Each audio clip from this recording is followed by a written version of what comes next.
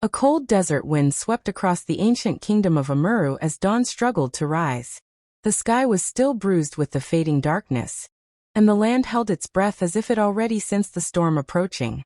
In the half-light of early morning, before the first call of birds and before the market stirred awake, a solitary figure stood on the terrace of the royal citadel. A queen wrapped in armor instead of silk, watching the horizon with unblinking eyes. That woman was Queen Ahatmilku of Amurru. And at that moment, she was preparing to defend her kingdom from an empire that believed it could swallow nations with ease. Ahatmilku's fingers tightened on the stone railing as she stared toward the distant hills where dust clouds were rising. She knew what they meant. Troops. More than her scouts had estimated. More than the Hittites had ever sent before. She whispered into the wind, not as a plea, but as a promise. They will not take my home. The desert air carried her words away, but the determination behind them would soon echo across history, centuries before her name faded from tablets in time. Ahatmilku was not just a queen in title.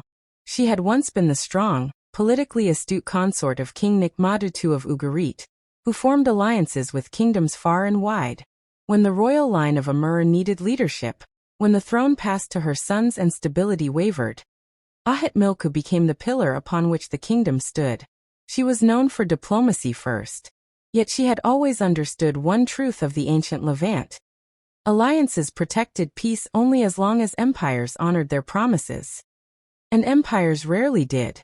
By the time she rose to power, the world was shifting.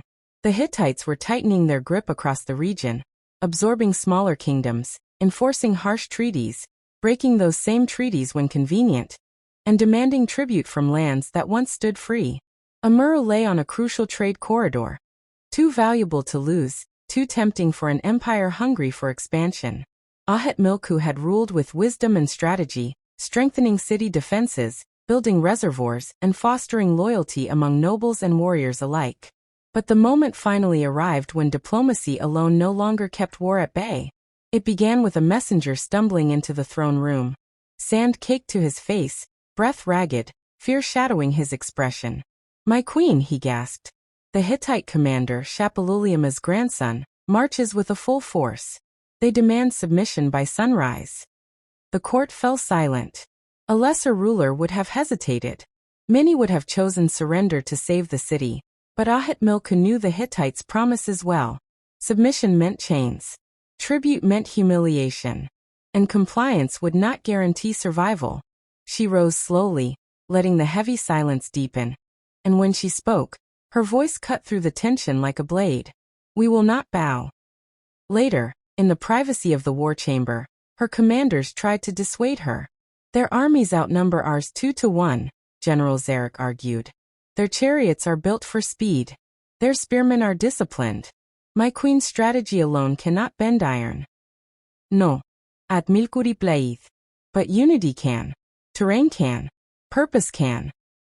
She unfurled a map across the table, her fingertips tracing the narrow passes leading into the Amurru Valley.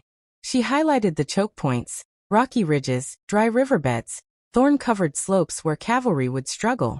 Every path into Amurru required crossing terrain that only locals fully understood. "They believe size is strength," she said, her voice steady. "But the land does not care about numbers. We will make the land our ally." The commanders leaned in, listening as the queen outlined a strategy based as much on the psychology of war as on the movements of troops. She planned to let the Hittites believe they were advancing easily, drawing them deeper into unfriendly terrain. Then her archers, trained to shoot from elevated cliffs, would unleash volleys aimed not at killing, but at chaos, targeting commanders, chariot horses, and supply carriers. She would disorient the enemy long before they reached the city walls.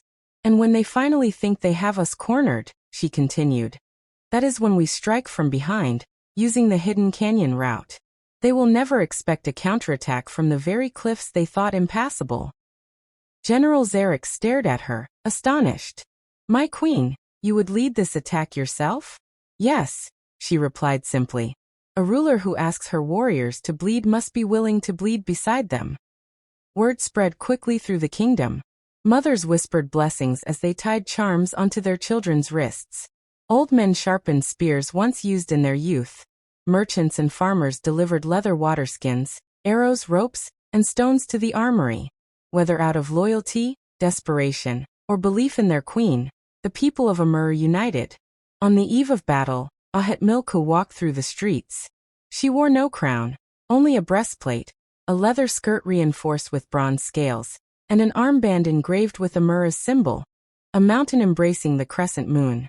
People knelt as she passed, touching their foreheads to the ground, offering prayers, offering courage. One elderly woman took the queen's hands in her own trembling ones. "Child," she said softly, "your mother's mother was a healer. She saved my son long ago. Fight as bravely as she healed. Our blessings go with you." Ahatmilku squeezed her hands. "May our land protect us all." At dawn, the sky was streaked with red, the color of battle, the color of omen. The Hittite forces approached in organized ranks, hundreds of shields gleaming, chariots rolling forward with iron-shod wheels. Their commander, Prince Talmaya, rode at the front, confident and unhurried. He raised a horn, signaling one final offer of surrender. Ahatmilku stepped forward onto the field, tall and unwavering. When she raised her hand, the Amurru lines behind her fell silent. "Talmaya," she called across the field. "Turn back while you can. Amurru will not fall to arrogance." He laughed, the sound echoing in the dry air. "You are outnumbered, Queen. Your walls are old, your warriors weak. You have ruled too long by words and not enough by force." Ahatmilku's gaze hardened. "Then today you will learn the strength of words when spoken by a united people." The horn sounded again, this time not for negotiation but for war. The Hittite infantry moved first, marching into the narrow valley. The sun climbed higher, burning through the morning haze. At Ahatmilku's signal, her archers, hidden among the cliffs, took position. They waited until the leading Hittite ranks reached the dry riverbed. "Now," she commanded. Arrows rained from above. Not chaotic, not wild, precise. They struck the chariot horses, sending them rearing. They hit the shield bearers at the edges of formations, breaking the protective walls that Hittite infantry relied upon. They shattered supply crates and terrified the second line of troops, who had not yet seen the enemy. Talmaya shouted orders, restoring order with difficulty. "Shields up. Advance. They are few, force your way through." The Hittites pushed forward, but the terrain turned against them. Slipping on loose stones, stumbling through thorny patches, they grew angrier, more careless. The dust around them rose so thick that visibility dropped to a few feet. Ahatmilku watched from atop a ridge, her heart pounding not from fear but from focus. She signaled again. Drums thundered. From the hidden canyon behind the Hittite flank, Amurru warriors surged forth, silent until the moment of impact, now roaring with fury. Ahatmilku led them, sword raised high. Her blade met the enemy with a sharp clang. The first soldier she faced stumbled, shocked at the sight of a queen fighting on the front line.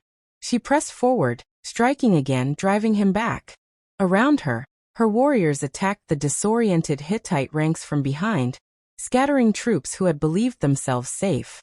The battlefield erupted into chaos. Talmaya shouted in frustration, "Regroup! Regroup!" But Ahatmilku pushed deeper, cutting through confusion, using the terrain to separate clusters of enemy soldiers. Her strategy unfolded exactly as she'd designed it. Not a clean victory, but a controlled unraveling.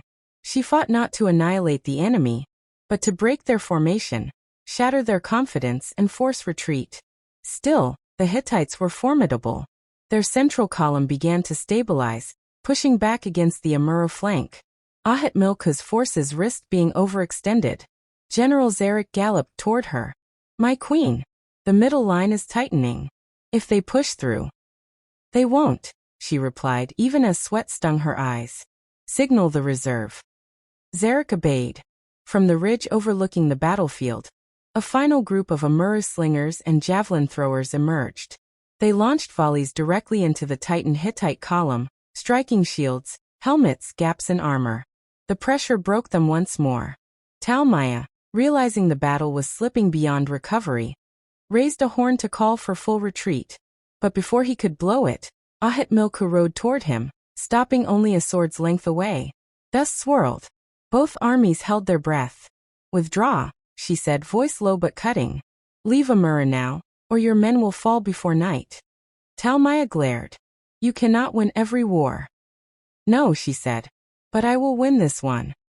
With rage twisting his expression, he dropped the horn and signaled retreat. The Hittite troops withdrew in scattered, disorganized lines, abandoning damaged chariots, shattered shields, and pride stained with dust.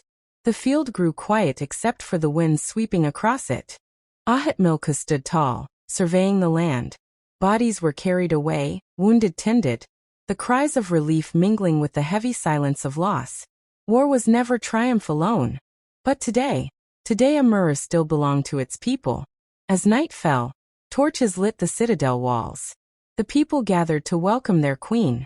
Children ran ahead, cheering her name. Warriors bowed as she passed, acknowledging her not just as their sovereign, but as their shield. Later, in the solitude of her chamber, Ahatmilku removed her armor. She stared at her reflection, dust-streaked, weary, bruised, but unbroken. She whispered a prayer for the fallen, a promise for the living, and a vow for the future. The next morning, when the sun rose clean and golden, it bathed a kingdom still free. And long after her name faded from stone inscriptions and tablets, the story of Queen Ahatmilku's defense lived on. In the memory of a people who once refused to surrender, in the land that bore the marks of battle, and in the legacy of a queen who proved that wisdom could shape nations and courage could save them. History remembers many conquerors, but sometimes it is the defenders, the ones who choose to protect instead of destroy, whose light survives the centuries. Queen Ahatmilku was one of them, and her stand for Amurru remains a testament to the power of unity, strategy, and the unyielding heart of a woman who would not bow to an empire.